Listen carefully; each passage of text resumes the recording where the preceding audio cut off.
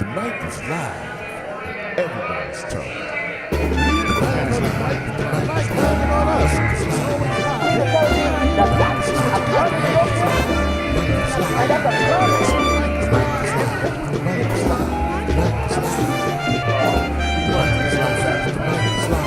The mic is live. The mic is live. There's just so much hypocrisy there. The Republicans have to, if you really want the Democrats to work out, you have to come with open hands and open heart. The mic is live. The mic is live. The mic is live. The mic is live. The mic is live. This is you wake up black man. This is you wake up people. The mic is live. The mic is live. The mic is live.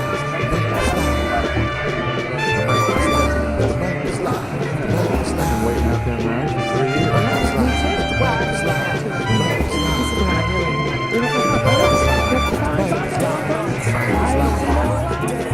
mic is live.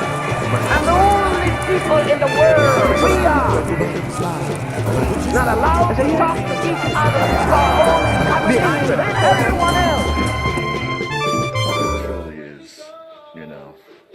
But you know how we do it. We got about 2 more minutes to go, and we're gonna get into our subject matter. But we appreciate those of you who have been faithful viewers and listeners, checking out the podcast bi-weekly, coming at you every Saturday at 2 o'clock. We missed the last Saturday, because again, we had some personal issues that we had to deal with. And Facebook's been acting real janky, man. You know, anytime I try to use my tablet, and that's what I was using these last couple of weeks, and people have been able to get the broadcast. So again, I don't know if it's the tablet, I don't know if it's Facebook, I don't know. I'm not going to point no fingers, but I just know things have gotten kind of funky and funny with this platform, and we're desperately trying to get off the Facebook platform. So if you can, ladies and gentlemen, please support us. We don't want your money. We don't want you sending in any money. We're not asking for any monetary donations. What we're asking for is for you to hit the like button, hit the subscribe button, let your friends know, let your families know that we're out here and we're talking about issues that affect us, issues about us that are for us. And we hope that you can do that much for not only the podcast, but for yourself, for our people. You know, we try to get our information. You know, it's not always going to be Afrocentric, but most of the time it is. You know, we try to deal with issues across the board, but we understand the lack of media coverage for our people, and we try to fill that void. So like I said, if you can, please go to YouTube.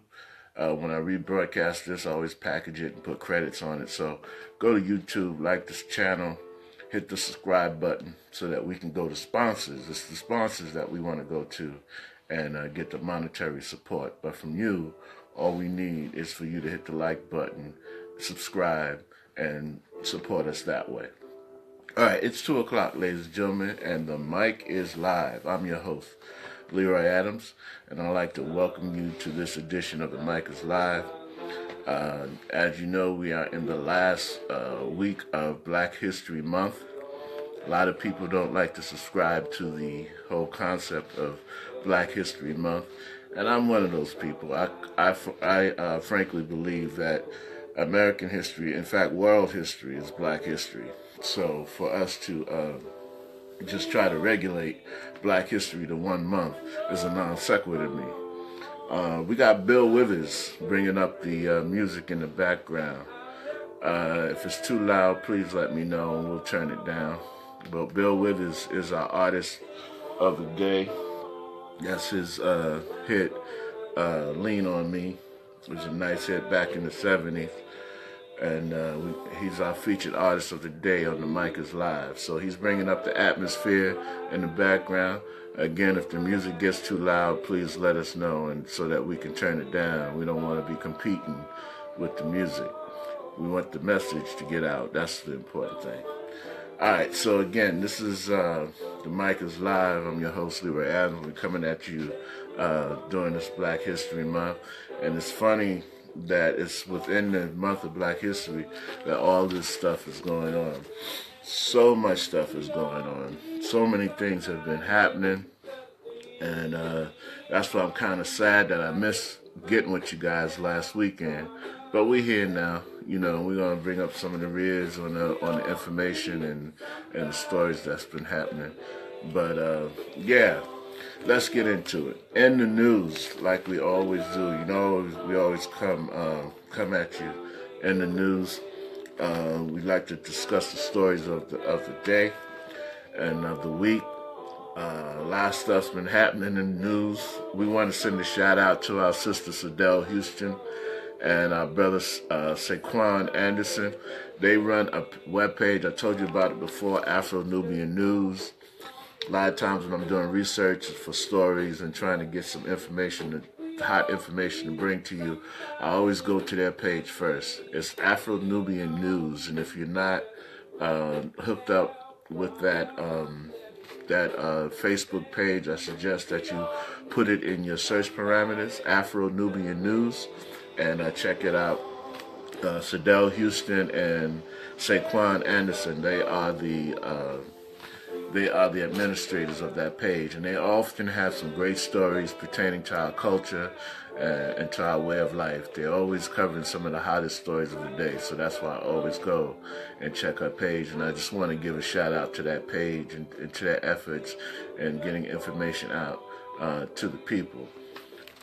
So first off, in the news, let's talk about what's the buzz story of the day everybody's talking about.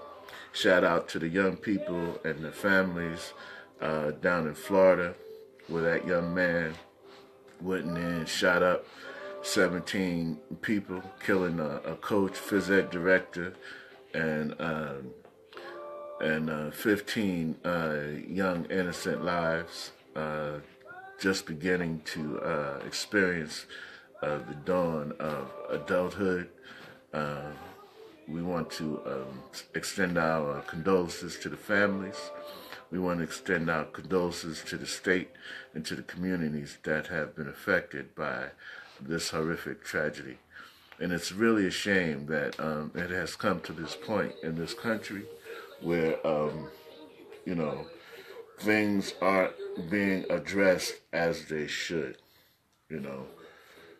And I just noticed the circular logic that goes on with these different shootings and these different massacres, how people do exactly the same thing every time. First, there's a big government scandal, you know, something that rocks the country's political community to its core.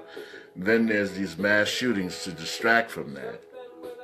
And then once the shooting is over, everybody's offering condolences, everybody's offering prayers. And then there's a debate as to whether or not we should be discussing gun control. We totally skip over the mental health issues that are impacted or associated with the tragedy. Then we go into this whole thing of silence where it's died down, the funerals are over, the speeches have been made, and all of the feelings have been have been scabbed over, and they're no longer an open wound. And then we go into this period of silence again where nothing's happening, and then the whole thing starts all over again. It's like a vicious cycle that we're caught up in, psychologically as well as physically, you know. And I think one of the things that we need to do differently in these cases, well, two things need to happen, and this thing needs to be attacked on two different fronts. You know, I'm all for, you know, legislation and looking at the issue of gun control.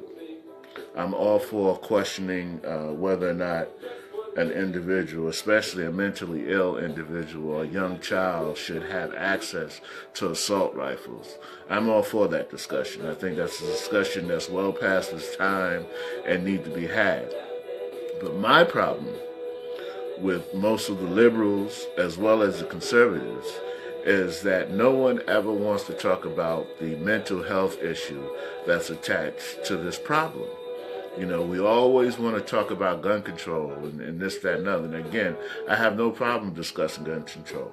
I have no problem discussing strict restrictions and background checks and medical checks and all that. All that needs to be done. It should be done. It is the responsibility of any society to make sure that all avenues of legal redress are pursued when you're talking about the safety concerns of the individual and the community. That goes without question. But see, my problem is that we always like to look at the gun issue and never like to deal with the individual behind the trigger. And I posted the other day something, and I know people didn't agree because I didn't get a response one way or the other. But my position was, you can take an AR-15 rifle, you can put it up on a roof or on a perch anywhere, and you can point it into a crowd of people, and you can point it in that crowd, and that thing can stay there from now until eternity, and nobody will get killed. All right? Now you take that same rifle and you put it on a roof or a perch or anywhere where an individual can get at it, and you put a mentally deranged person behind that gun, then a lot of people are going to get killed.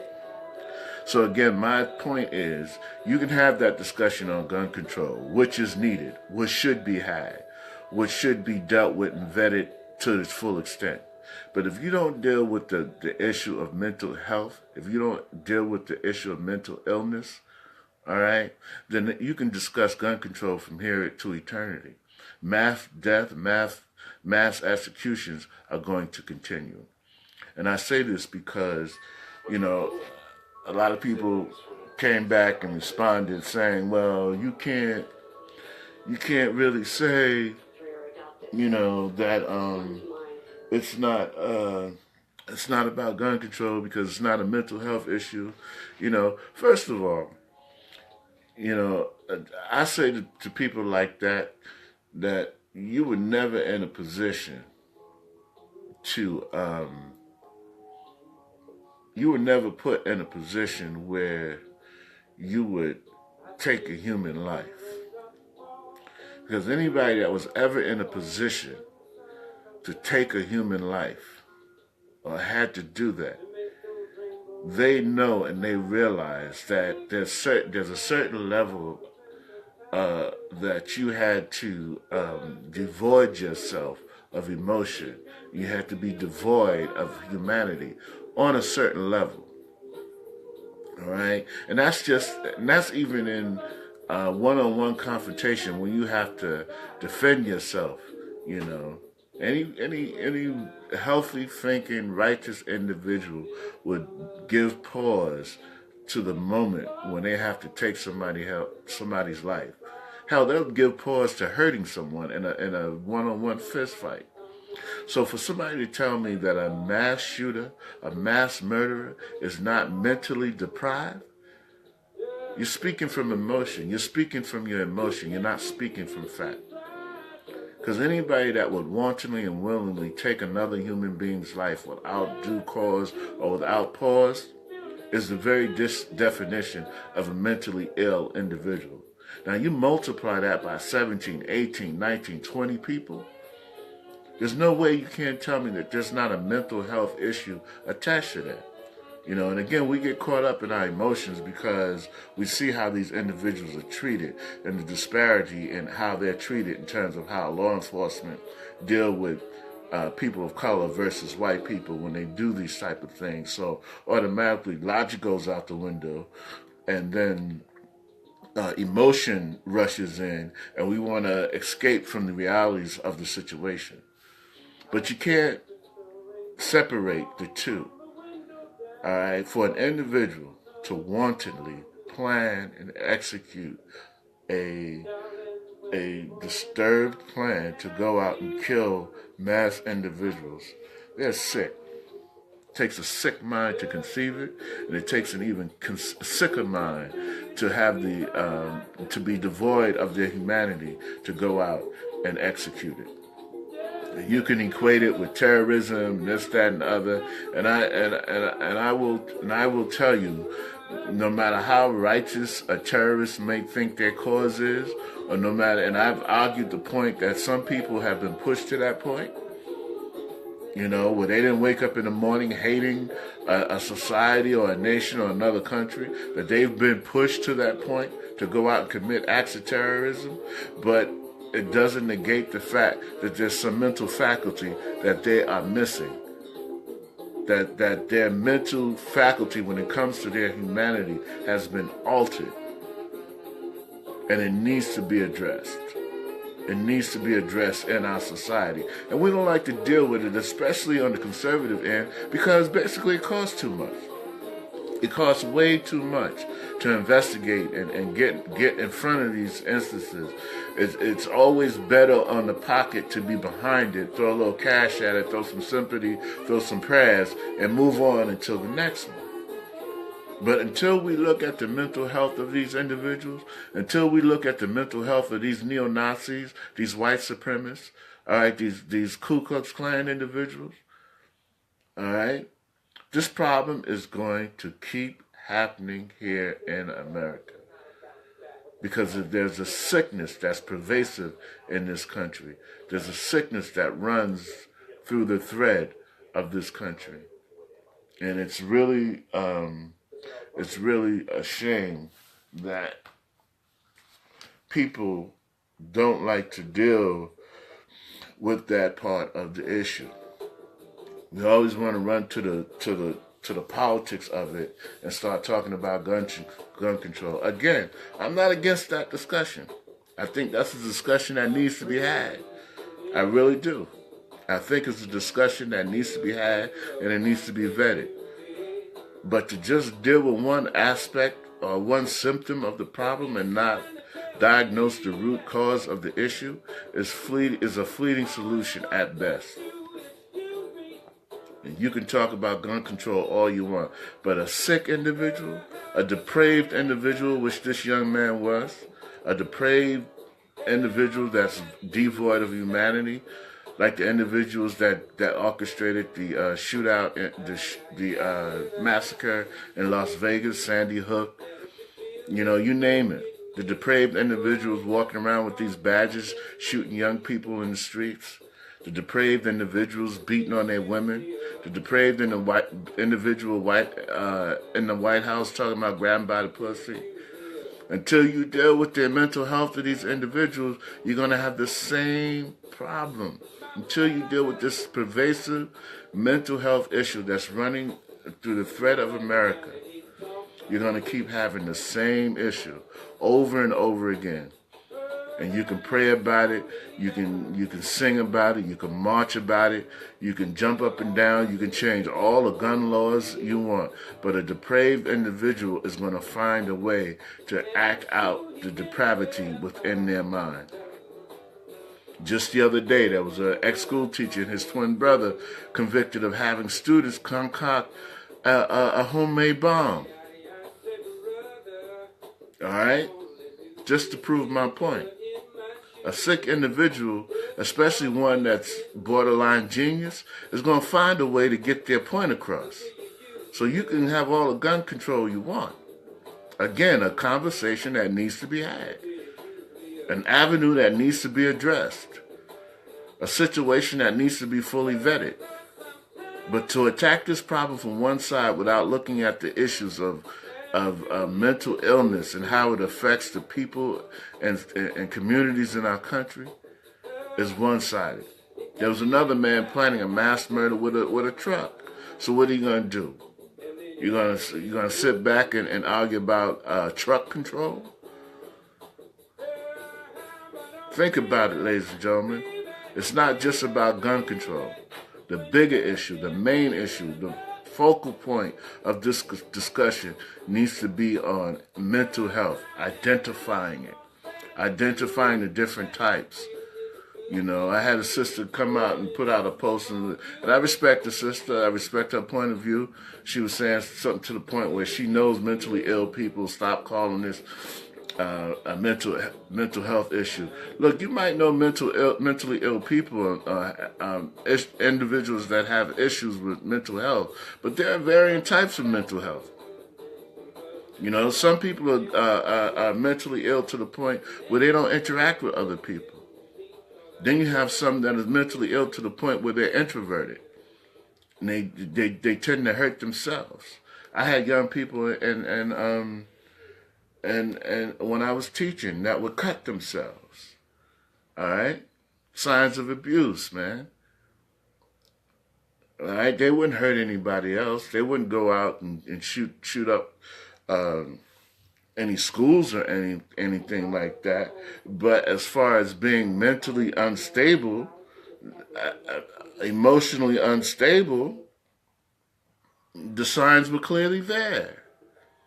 There are some mentally ill people, again, that won't do anything to anyone else, but they'll harm themselves. And then you got mentally ill people that are so depraved of humanity that they not only will hurt themselves, but they will hurt as many as people as they can come in contact with.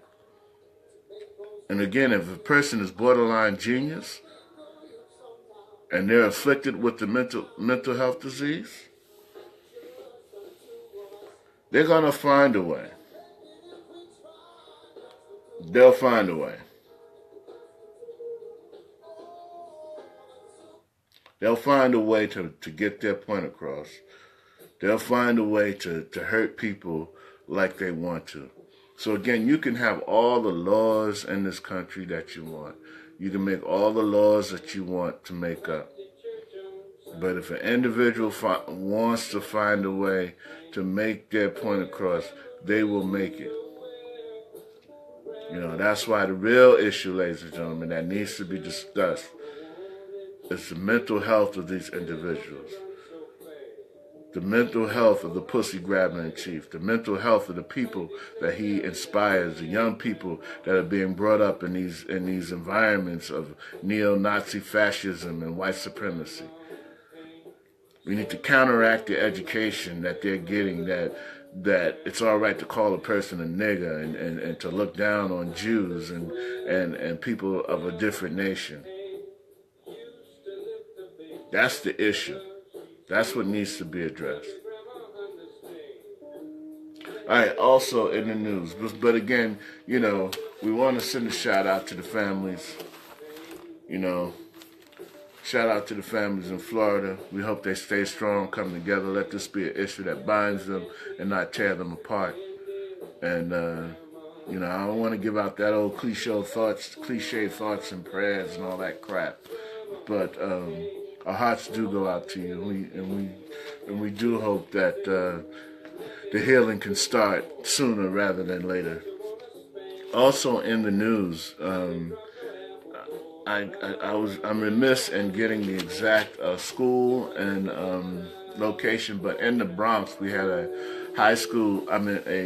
junior high school principal is under investigation now by the City Board of Education, which really doesn't garner any too much hope in me in terms of the city investigating itself or one of its own. But this woman had the audacity to,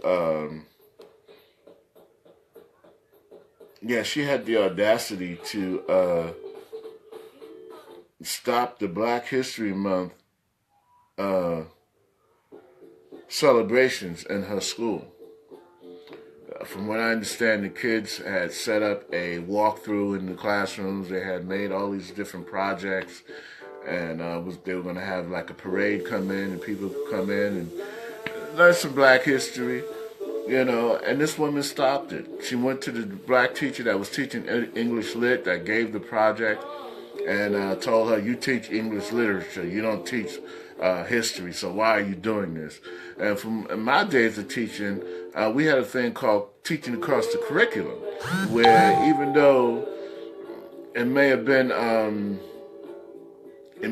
a subject of math or a subject of English or a subject of science, certain aspects of it was taught across each part of each discipline within the curriculum. You know, and last I heard, that hasn't changed. So they're calling this woman racist. The students, very eloquent students, I've been watching this on the news, came out and spoke out against this woman. And one student said that the woman actually got physical with her and pushed her against the wall or something, you know. And you know, this type of blatant racism has to stop. You know, our children have to stop being traumatized by the individuals that we've entrusted their education and their safety to. You know, they have to stop being traumatized by law enforcement. They have to stop being traumatized by these teachers with these racist agendas. You know, and there's some weeding out that needs to be done within in the public school systems, and let people know that this will not be tolerated. Like, who are you to come into a black community and tell them when, where, and how they can study their history, especially during Black History Month? She would never have that nerve to go down into Bensonhurst or to any of the Jewish neighborhoods or to her own neighborhood and tell people they can't study their history, that their history can't be part of the curriculum. So there should be no compromise on this.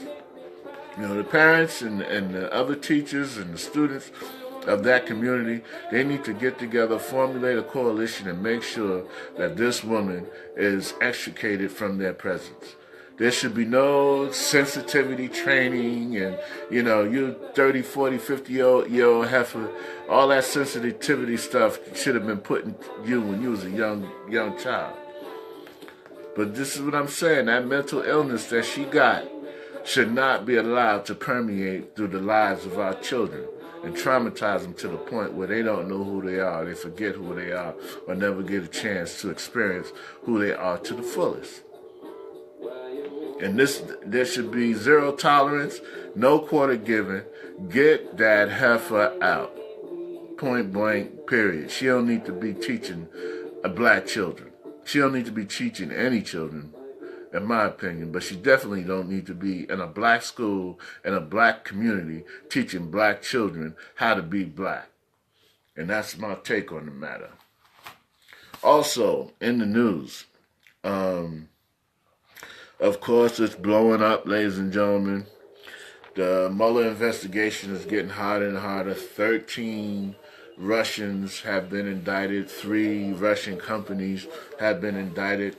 The consensus is it's going to be very hard to get these people into any type of an American court to face the indictments, but their lives have seriously changed because they can no longer go to a country that has extradition rights with America. So that means they won't be traveling to France anytime soon. They won't be traveling to Britain anytime soon. They won't be traveling to any of the Caribbean islands anytime soon, because once they're there, they can be arrested and extradited to America. So it is heating up. The Mueller investigation is heating up. You got 13 people, 3 companies from Russia that are being indicted. The orange one isn't saying nothing because it's getting closer and closer. And I knew something was coming up pretty soon, because even at the onset of this investigation, before it even got started, the man was talking about exploring options of presidential pardon. Now, why in the world would you be exploring options of presidential pardon if you didn't know for a fact some of your people, if not all of your people plus you, were going down? A few months ago, I saw on Facebook somebody had put together a nice video call from that James Bond film, the title track From Russia with Love. And they had him and all his cronies being arrested while the dude was singing. And that thing was so funny. I actually put the end part when he's being let out in handcuffs. I put the end part on the credits for the Mike is Live, and I just hope with all my heart that that video comes through. They already got Manafort. They already got a couple of his people.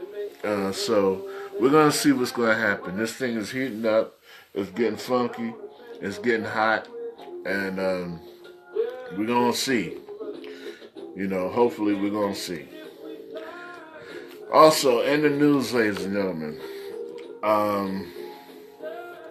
so did you guys see that little phony video that racist heifer Laura Ingraham tried to put out on LeBron James? She tried to come off on LeBron James. LeBron James and Kevin Durant was on a podcast by a young sister. She's got a podcast called Carrie. Her name is Carrie Champions. She does like a vehicle podcast called Riding with the Champion. And she had LeBron James and Kevin Durant on it, and they were giving their opinion on the president and the way the country's going. And basically what was said was that that LeBron was basically said that the president don't give a fuck about people. Excuse my language, but that's what he said. The president don't give a F about the country, don't give a F about people. And Kevin Durant said, it's like being on a team when the coach isn't doing what's best for the team. And as a result, we're losing as a nation. We have a bad coach, and as a result of his bad coaching, we're losing as a nation. And, Laura Ingraham tried to get on it. She tried to come in and comment and make all these racist, low-key racist statements about their grammar and all this. Oh, what you see there is a result of a man dropping out of high school and playing NBA ball. And when you're getting paid for $10 million to dribble a ball, you should do just that. Shut up and dribble. Well, let me tell you something, you old, outdated escapee from the Walking Dead set. Laura Ingrams, you're ugly, you stink, and you're silly. I don't even like addressing it, but the truth of the matter is you're jealous. And if you really want to know the fact, I bet you got a vibrator, a big, long, black vibrator at home that you probably call LeBron. You wish you could get with a man of men of their stature, but you can't. Like so many of you white supremacist women, I'm not saying all white women, but most of the time, when you get down to the psychological, now I keep going back to the psychological effect of these white women, these white supremacist white women. When you get down to the nitty gritty, you peel back the onion, you peel back the layers and see what's driving them. A lot of them want to be with black men. A lot of them fantasize about black men. A lot of them want to make love to black men. And that's the truth of the matter. And they can't have black men because of the situations that they're in. So they got to keep up this front that they hate black men. But the truth of the matter is they want the black man. And that's the truth. And that's what I see in Laura Ingraham and that other scab that be on Fox News. So kudos to LeBron James and to the brother Kevin Durant for having the guts to come out and say what they had to say and not hide behind that coonish attitude that's pervasive in the modern day entertainment area. Where people are making a lot of money and they got the statue and the fame, and they don't want to mess with white daddy, so they keep their mouth closed. But these brothers ain't doing that. They letting you know where it's at. And I appreciate them and I applaud them for speaking their truth and being true to their truth. Okay, also in the news,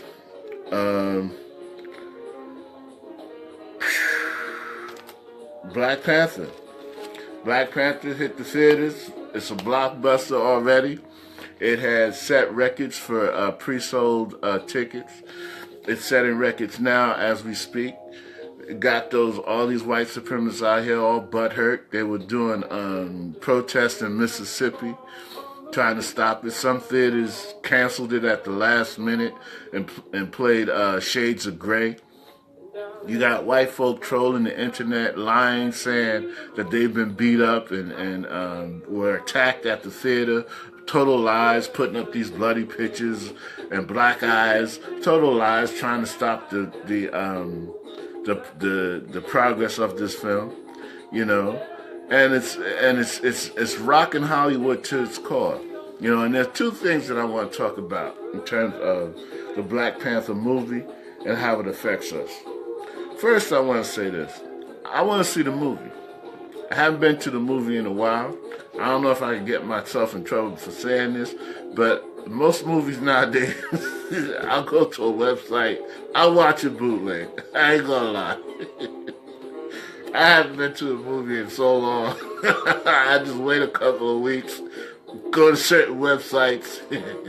There you go. Alright? Probably do the same thing with Black Panther. I ain't gonna lie about it. Alright? Happy that it's a black movie. I see the pride that it's generating. You know, I think it's a great thing. But ladies and gentlemen, my brothers and sisters, ask yourself this. Aside from the black actors that are being employed and going to get, that have gotten paid for their work, which is a good thing, which is always a good thing, what else is going to come out of us supporting this movie the way we have?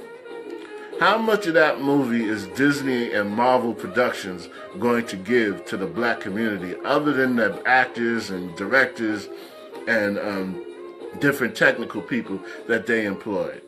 Are they going to, and Dr. Boyce Watkins was talking about this. I saw him do a clip on this the other day.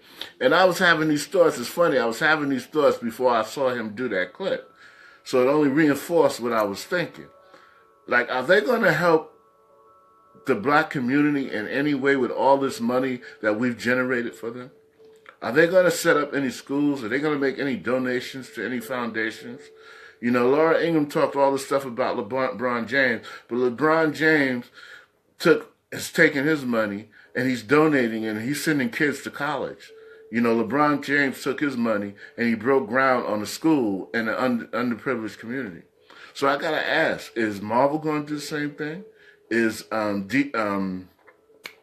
Disney going to do the same thing? You go to Disney World, you gotta pay $5 for a bottle of water. You know, so all this money we've generated, and I think some of the estimates was somewhere where up to like $500 million. $500 million. That's a lot of cheddar, man. That's a lot of cheddar. $500 million. $500 million is going in the pockets of Disney and their shareholders. How much of that is going to come back to the black community? How much of that is going to be invested in the black community? How much is that are we going to benefit from economically? And I'm not trying to be a kill sport. I know entertainment. Some people want to just go out and have a good time or whatever. But I'm just noticing this whole insurgence of black pride behind this movie. And I just got to wonder, is this a false sense of pride that we're having in something that really don't affect us? The imagery is great. It's something that's needed. But does it really affect us? You know, is it really going to benefit us in the long run? Or is it going to put money into the pockets of the very individuals that have been putting us out there as pimps, hustlers, hoes, slaves, maids, and butlers? That's the question I have. You know, and then everybody's talking about this great marketing strategy that was behind it, how the marketing strategy was so great. There was nothing to this marketing strategy, ladies and gentlemen. When you starve an individual to a certain point, and then you put something in front of them and tell them it's food, they're gonna gobble it up like it's. You could put doodle from a pig in front of them. If they've been starved for months on end, and they finally see that pile of crap in front of them, and you tell them it's food, they'll be so hungry and so delirious, they'll gobble it up like it's filet mignon. Black people have been so deprived of positive imagery. We've been so deprived of a strong Nubian individual, Nubian men, Nubian beautiful, strong, athletic, beautiful black women. You know, we've been deprived of this so long that all they had to do was dress it up and put it out there. And of course we were going to gobble it up. So there was no great marketing scheme here. The great marketing scheme started years ago when they deprived us of these roles and of this time and of this imagery on film. So the first time they put it out there, of course, people were going to come in droves and they were going to make the money that they made. So stop being fools. Stop with the backhanded compliments and the backhanded gifts and look at these things for what they are. Look at what they do to us, for what it is. And don't get fooled and caught up into the nonsense. Like I said, I want to see the movie. I'm going to see the movie. But I ain't spending a dime because I ain't hear nothing about, you know, where this money's going to go. Who's going to benefit? Who's really going to benefit? And this would have been one time that I would have broke my tradition and went to the movies. if Disney would have came out and said, hey, look, we didn't expect this overwhelming support from the black community, and we feel that we owe it to you to make sure that a portion of these proceeds will be donated to, I don't care what it is, the United Negro College Fund, the President Obama's Am I My Brother's Keeper movement, whatever. If they came out and said that a portion of the proceeds were going to go to directly affect the black community who has boosted the sales to record numbers, I would have broke my tradition and went and gave my $10, $20 to this production. But they ain't say that. And 9 times out of 10, they ain't going to do that. So, bootleg, here I come. All I ask is y'all don't talk about it too much so y'all don't spoil it for me. But, hey, you know, you got to play the game. I don't hate the player. I play the game. You understand? And I just don't see how this is economically beneficial to us. I love the hype. I love the Black Pride insurgency. I love the fact that people are getting behind it. But you're not getting my money until I know where my money's going. All right? But the other part, I have to say, that this dispels the Hollywood BS about black movies where black actors and actresses can't make money.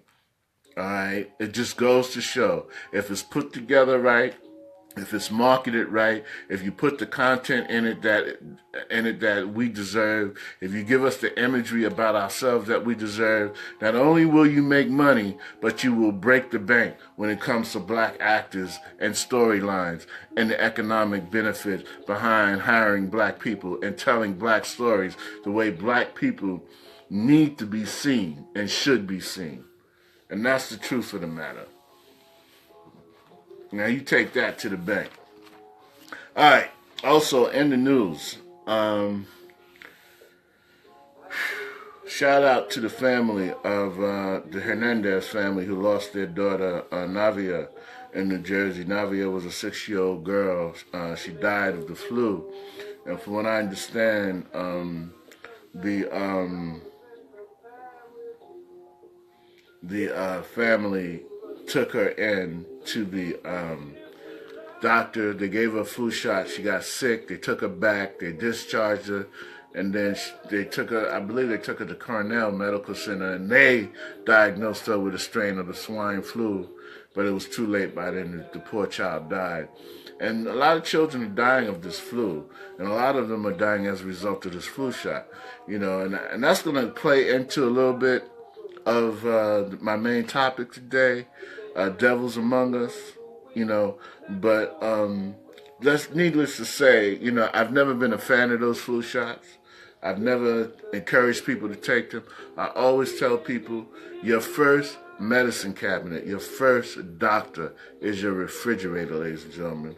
If you are eating right, if you're putting the right things in your body, if you're not eating that junk food, if you're eating leafy greens and salads and cumin and the different herbs that your body naturally processes to build up your immune system, the echinacea, and the different combinations of these herbs that can help you fight off all of these colds, cleaning out your colon, making sure you have the right probiotics in your colon, the right cultures growing in your colon, not eating that sugar, not eating the salt. If you're taking care of yourself, exercising, getting out, getting your daily exercise, not only will your skin clear up, not only will you evade these colds and flus, but you'll be a much healthier person. And I keep saying that. And these flu shots, to me, are dangerous, and I do not encourage you to take them. I encourage you to get with a herpetologist, get with a holistic doctor, and find out what's the balance for your specific body system that can handle these different diseases. Because the atmosphere is full of them. We've been bombarded with them since the day we've been born. Our bodies have the natural ability to ward off all of this stuff. But we got to find the right combination. We've got to do the research. Stop being lazy. Stop running to these doctors who want nothing more than to keep you coming to them so that they can buy a boat, a deck, put a deck on their house or a mansion in the suburbs. You know, find out what it is that you need specifically for yourself to develop for yourself so that you can deal with these different illnesses. So shout out to the Hernandez family, and let's hope that they find closure and justice for their beautiful child. Lastly but not least, Hugh Barry, New York City police officer, he gets off for murdering Miss Deborah Donner. She was a 66-year-old woman shot twice in the abdomen by this police officer. All the time he's claiming that he was afraid for his life because she had a bat. And I'm not dispelling the fact that he might have been afraid or whatever, or the situation wasn't dangerous. I'm not saying that at all. What I am saying is that there's no way this woman should have been killed. He was armed with a taser. He had pepper spray, but he opted to go for his 9mm and shoot her twice in the abdomen. Never did he deploy his taser, which he's trained to do. Never did he deploy the pepper spray that could have disorientated her to the point where he could have got out of the room and waited for backup and waited for help, waited for her family member to talk her down. Too many times our people are left are met with lethal force in situations where they don't have to be met with it. Here it is, we had a young man kill 17 people in Florida, and he's taken alive. You had a man walk into a church and kill 9 people on their knees praying. And he's not only is he taken alive, but he's taken to Burger King to get a burger after he committed this heinous act. Yet countless African-American people, countless Nubian people are shot down dead in the street for no more than reaching for their wallet or with their hands raised or being choked to death while pleading to the choking officers, "I can't breathe." It's gotten sickening and maddening to the point where, people, I've always said in Sociology 101, if people aren't given the proper avenues of redress of grievance, it always boils over into a point where things explode. And it's at a point now where all these cops doing these murders and hurting people and getting away with it, it's going to explode if something isn't done, if people aren't held accountable. So a shout out to her family. Again, nothing surprises me anymore. I'm always ready for the verdict because the verdict is always the same. And it won't change until we the people change it. All right, so now on to my main topic. As I was saying, a little background as to why I chose that topic today. I was in a store the other day, and this old man comes into the store. I was waiting for some food. I was at a restaurant. Old guy comes into the store in a cane, skin off, messed up, flaky old white dude, nasty looking. Comes up in the store, and he's going to different people, buttoning in their conversations and trying to strike up conversations. And so I go to get my food, and he's like, "Oh, it's cold today." I said, "Yeah, it's cold.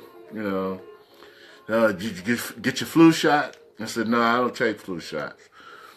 And so he started probing, man, trying to talk to me. "Oh, you better get your flu shot, young man." I said, "No, I don't believe in flu shots." And I told him why. And he said, "Oh, you don't know what you're talking about. And it's not about what you eat. I saw a guy on TV. He was a health nut and he died." And I said, "Well, everybody dies. It's not about dying. It's about how you live."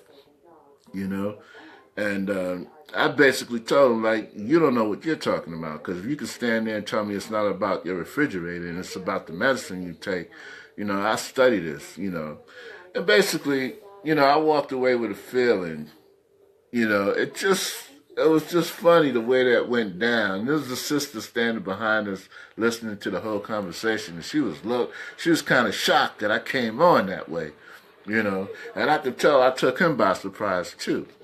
And it just motivated me to put out a post. Some of you may have seen it. I posted that same day, be aware, family, of the devils among you, and don't let them fool you and trick you off your true path. It just reminded me of that story in the Bible You know, you guys know I don't like to get too religious here. You know, even though I have my spiritual beliefs, you know, I don't like to impose that on other people. But, you know, if you read your Bible and you understand the book of Job and how in the book of Job it said that when the sons and daughters of God came and laid themselves prostrate before God, God noticed that the devil was among them, and he asked them, why are you here, Satan, and where have you been? And Satan basically answered, well, I've been up and down, to and fro in the earth, and I have found none that are faithful. So basically, to paraphrase, he was saying, I've been all up inside your creation, man. I've been probing stuff. And it just reminded me of that old man, the way he came in. Like the vibe was cool, but as soon as he hit the door, you could feel his demonic presence in the room, man. And he just was probing everybody, trying to find a weakness. And he thought he found one in me because I was so laid back and cool. But as the Bible says, you resist the devil and he'll flee from you. And I humbled him down so badly, man. He was like, well, good luck to you, young man. I told him I don't need luck. I got science on my side. And I know what I'm talking about. I know who I am. You know, and that's my message today, ladies and gentlemen. Know who you are. Especially our people. We got to teach our children from when they're babies, because these devils are out here. You know, if I was a weak-minded individual, he would have planted a seed in my head. And that's how they do. They probe and they be nice. They hide behind their niceness and be just as kind, you know, hide behind tradition, you know, because he was an older gentleman. I was supposed to lay back and say, oh, you right. You know, you could dive in. No, later for that, old man. You coming in here on a cane. Your skin is all messed up. Your hair's falling out. I didn't get close enough, but your breath probably smelled like two old tires fighting in a skunk's ass. And you're going to sit here and try to tell me about health? I'm 54 years old, man, and I could probably hang with most of these young dudes on the basketball court in the ring. I still go to the gym every day. Just about. You know, I'm in great shape for my age, and you're going to sit here and try to tell me about health. Like the old proverb said, the African proverb said, beware of a naked man coming to you, offering you a shirt. Nigga, you ain't got your health together. You're a decrepit, old, stank, dying old man. How you gonna tell me I don't know what I'm talking about? When you sitting here dying before my eyes. Dude, come on, man. But see, the problem with that was I know who I am. I know who I am, and I ain't let that, like I said, it was supposed to be that tradition thing kicks in where you're supposed to respect your elders to the point where they can say anything to you, and you just say, oh, yes, sir. And you know, of course, that whole racial thing, oh, master, what you say, master, I understand. So he was looking at me, the sister was looking at me all bug-eyed, like, wow, like, but I did it in front of her, too, to let her know, like, no, this is a new day. We know who we are, and we're not going to let you demons come walking in among the righteous and among the sons and daughters of God and plant your seeds of doubt, division, and lies and try to dissuade us off our course. Because like I said, I know who I am. I know the king that I am. I know about my health. I know about my mission in life. I know about who I want to be and what I'm striving to be. I know about the righteousness that's in my heart. I know the love I have for my woman and our children and the family that we're raising. So you're not going to come in my space with that nonsense. So that's a message to all you demons out there that wish me harm, that don't wish me no good fortune and basically try to rain on my parade. You can do all that you want. It don't matter because I know who I am. And I encourage all my listeners out there, all of my friends, all my followers to understand, when you know who you are, the demons are going to come at you. That's just part of the game. Don't let them handle you. You handle them. And stand on your truth. Live your truth, man. Live your truth and be true about what you live. You know, it just struck me, you know, like, again, I'm just looking at this dude, and right away I thought about that whole story about Job and how the devil came among the righteous, and he was probing people, man, trying to probe God's creation to see where he can overturn it. Because all the creation, if, again, I'm not trying to push my religion on nobody, but spiritually speaking, you have to understand that all of creation is built upon the fact that God thought it, spoke it, and manifested into being. That's why people say God is not a liar, because if God is ever proven a liar, all of creation unravels. You understand? Even if God's proven to have told the slightest lie, all of that he spoke becomes unraveled. All that was manifested in thought, spoken in word, and put into practice becomes null and void. So this is why the devil probed throughout the creation, so that he can find that lie. He can find the unfaithful, so he can find where it is that God slipped up. But he couldn't do it. He approached God in me and tried to tell me about who I was and what I was doing, my practices, and keeping myself healthy, strong, and mentally sane and fit. And he couldn't do it. He couldn't do it. At the end of the day, as I got my food walking out, he said, "Oh, well, good luck to you, young man," trying to be humble so it could look like the mean, bad black man was being disrespectful to the older white guy. Nah, I ain't even let that go. I said, "Nah, I don't need luck. Luck is for fools. I got science on my side. I know what I'm talking about. I know who I am. I know what I studied. I know the mistakes that I made, and I know how I improved on those mistakes. So no, I don't need your luck. Keep your luck, devil. Keep your luck. Keep my name. Keep my mission out your mouth. I don't need your luck. I don't need nothing from you. Because like I said, you walking on a cane, 1 foot in the grave and 1 foot on a banana peel. And you trying to tell me about health? Come on, man. Back off, dude. Back off with that.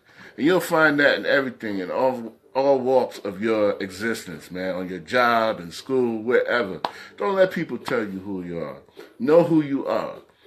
Know who you are. Live your truth. And don't back down for that truth from nobody. Don't let nobody deter you from your mission in life.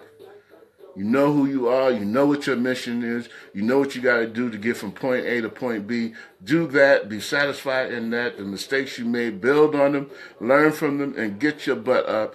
Dust yourself off and keep on striving, yo. And don't let these devils around you, man. Like I said, resist them. Once you resist them, they're going to flee from you. All these people in your corner talking that stuff, in your ear talking that stuff. If you're weak, they'll plant a seed. It might not be overt. It'll be something real simple. And have you change your attitude, change your habit, change your daily routine just slightly enough to take you off your course. So that's why you got to know who you are. Know who you are. And like I said, live your truth. Be true to your truth. And don't let nobody take you away from it. And that's what I want to drop on you guys today. We're back. We missed last week, but we came back to you live and strong today. Blessings to you and the family. Blessings to all those people that lost loved ones. You know, this horrific tragedy. Let's stay strong. Let's keep our heads up. As we do all the time before we go, birthday shout out to Gregory Hines. Gregory Hines was a great musician and hoofer back in his day.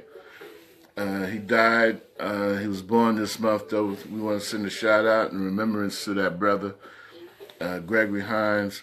Shout out to Frederick Douglass in honor of Black History Month.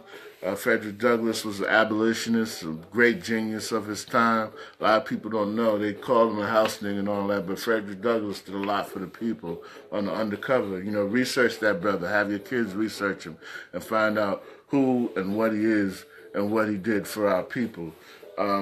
Also, shout out to LeVar Burton.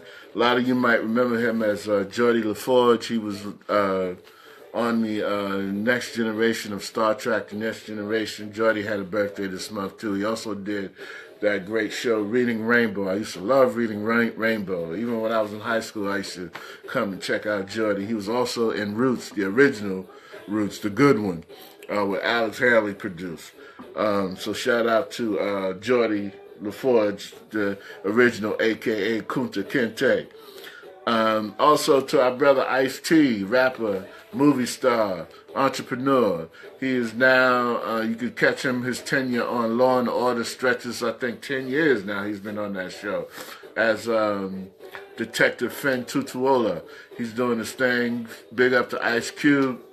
And, before that, he was a great rapper. Brother was a pimp. I ain't gonna lie, But shout out to him. Happy birthday to him and his beautiful wife, Coco. Before we go, our unsung hero of this week, Black History, final week of Black History Month, LaRon Bennett Jr. He died Wednesday in his home in Chicago. He was 89 years old. He was the editor-in-chief of the I want to get this right, of the Ebony magazine. He was a journalist, renowned journalist, author. He was the editor for Ebony magazine for 52 years. He was acclaimed as one of the 20th century foremost African American historians. He died in his home. He's our unsung hero of the week. And that is it for me, ladies and gentlemen. I am about to get out of here, take care of some more of my business. Listen, I'm glad to be back with you guys. We're going to come back at you again Saturday. Let people know we out here.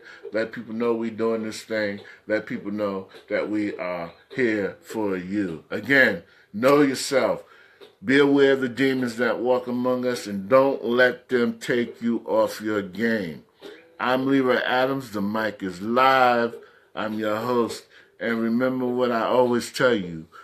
Don't get hung up on the lies that they're telling, that you fail to prepare for the reality that is about to come. Peace out. And you know I love you.